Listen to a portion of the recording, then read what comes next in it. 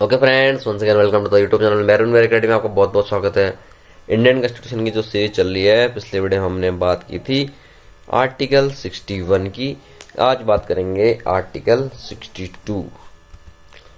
अगर आपने अभी तक चैनल को सब्सक्राइब नहीं किया है तो चैनल को सब्सक्राइब कर दीजिए, ताकि ऐसी इंपॉर्टेंट वीडियोस बहुत सारी एग्जाम पॉइंट ऑफ व्यू से डाली जाती हैं, तो सारी वीडियोस आपको पहले से पता लग जाएगा कि वीडियो आ चुकी हैं, तो आपको काफ़ी नॉलेज आपकी गेन होगी। तो इस वीडियो में है time of holding election to fill vacancy in the office of president and the term of office of person elected to fill casual vacancy. यानी राष्ट्रपति की जो सीट है, उनकी जो ऑफिस है, वो वैकेट जाती है तो इलेक्शन कब होना चाहिए। जैसे कि मैंने पहले बताया था कि राष्ट्रपति की सीट वैकेट कभी नहीं रहती है। ठीक है, राष्ट्रपति अगर डेथ कर जाते हैं या अपना टर्म पूरे होने से पहले ही राष्ट्रपति की सीट खाली होती है तो वाइस प्रेसिडेंट उनकी सीट ले लेंगे। वाइस प्रेसिडेंट नहीं है तो चीफ जस्टिस ऑफ इंडिया, वो नहीं है तो सीनियर मोस्ट जज, इस तरह से सीनियरिटी वाइज उनकी सीट आ जाएगी। पर अगर रेगुलर उनका टर्म खत्म हो रहा है, ऐसा नहीं कि उनके टर्म खत्म हो रहा है कल और फिर वेट कर रहे हैं इलेक्शन का, उनका टर्म खत्म होने से पहले ही इलेक्शन हो जाएगा। तो उसके बारे में इस आर्टिकल में दिया गया, देखते हैं क्या दिया है इस आर्टिकल में। An election to fill a vacancy caused by the expiration of the term of office of president shall be completed before the expiration of the term। यानी राष्ट्रपति का जो टर्म है 5 साल का, वो पूरा होने से पहले ही उनका इलेक्शन करा दिया जाएगा। हिंदी में देखते हैं क्या लिखा। राष्ट्रपति की पदावधि की समाप्ति से हुई रिक्ति को भरने के लिए निर्वाचन पदावधि की समाप्ति से पहले ही पूर्ण कर लिया जाएगा, जो कि मैंने भी बताया। देखते हैं नेक्स्ट क्लॉज में क्या बोला है।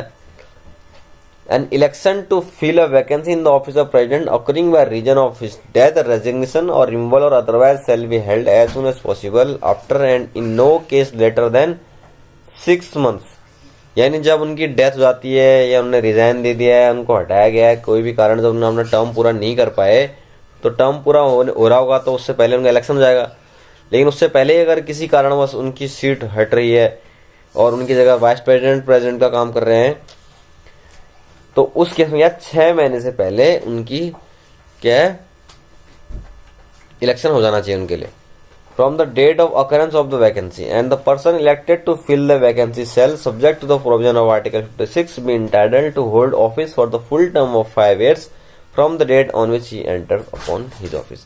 अब कोई प्रेसिडेंट 3 साल की उनकी टर्म हुआ था, उन्होंने रिजाइन दे दिया, तो दो साल का उनका टर्म बचा था। ऐसा नहीं कि अगला जो राष्ट्रपति आएगा 2 साल के लिए बनेगा, वो फुल टर्म के लिए अपनी सीट पे आएंगे एज पर आर्टिकल 56। जब वो ज्वाइन करेंगे ऑफिस, वहां से उनके 5 साल शुरू हो जाएंगे।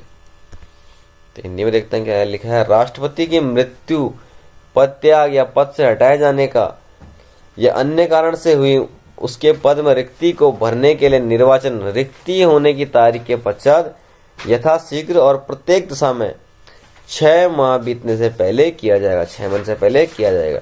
और रिक्ति को भरने के लिए निर्वाचित व्यक्ति अनुच्छेद 56 के बंधु के अधीन रहते हुए अपने पद ग्रहण करने की तारीख से 5 वर्ष की पूरी अवधि तक पद धारण करने का हकदार होगा। क्लियर है? तो यहाँ में हमारी वीडियो के समाप्त। अगली वीडियो में फिर हम इंडियन कॉन्स्टिट्यूशन की सीरीज को आगे बढ़ाएंगे और हमारा वादा है कि हम पूरा इंडियन कॉन्स्टिट्यूशन के सारे आर्टिकल्स पूरा करने के बाद सारे शेड्यूल्स कवर करेंगे। जो भी शेड्यूल्स हैं, जो भी अमेंडमेंट्स हैं आर्टिकल्स में, जो भी संविधान बनने के बाद जो अमेंडमेंट, जो बदलाव किए गए, वो सारा कवर करके हम पूरा सिलेबस कवर करेंगे। इंडियन पॉलिटी का बहुत ज़्यादा स्कोरिंग सिलेबस है और ये स्टैटिक जीके में एक हिसाब से आता है, बहुत ज़्यादा बदलाव नहीं होते हैं इनमें। और हिस्ट्री और ज्योग्राफी क्या है, बहुत ज़्यादा वास्ट है वो, इसलिए क्या है पॉलिटी बहुत ज़्यादा स्कोरिंग मानी जाती है, इसलिए आप बने रहिए।